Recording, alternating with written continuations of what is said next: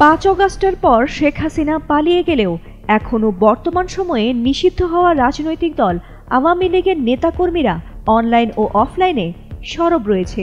একদিকে ছাত্র জনতা 5 অগাস্ট স্বৈরাচারের পতনের 1 বছর পূর্তিতে বিজয় উল্লাসের জন্য দিনটিকে স্মরণীয় করে রাখতে নানা রকম কর্মসূচি ঘোষণা করেছে।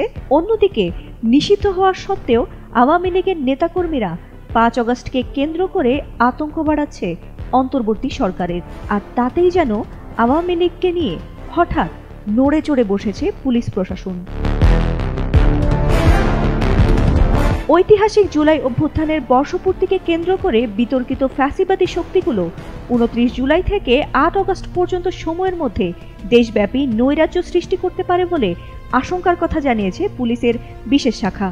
আর ভারতে বসে আত্মগোপনে থেকেই দেশে হামলা চালানোর নির্দেশ দিতে পারেন শেখ হাসিনা ও তার পলাতক দোসররা। আর নেত্রীর নির্দেশনা পেয়ে হামলা চালাতে পারেন দেশে থাকা আওয়ামী কর্মীরা।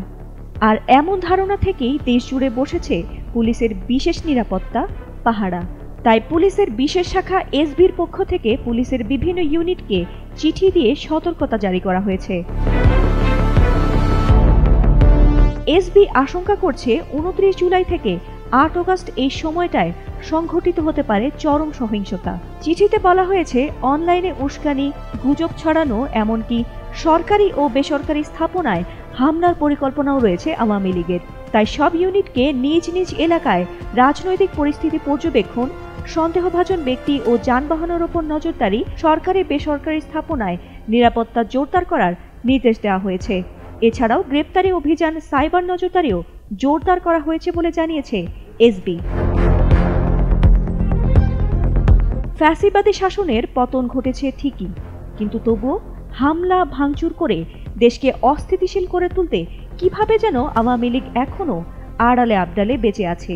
তবে প্রশ্ন আসে, 2026 সালের নির্বাচনের আগে পরিস্থিতি কি আরো উত্তপ্ত হবে?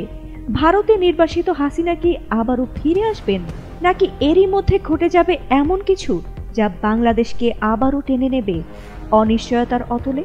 এসব প্রশ্নের উত্তর সময়ই বলে দেবে। ফাতিমা সুলতানা, এটিএন বাংলা।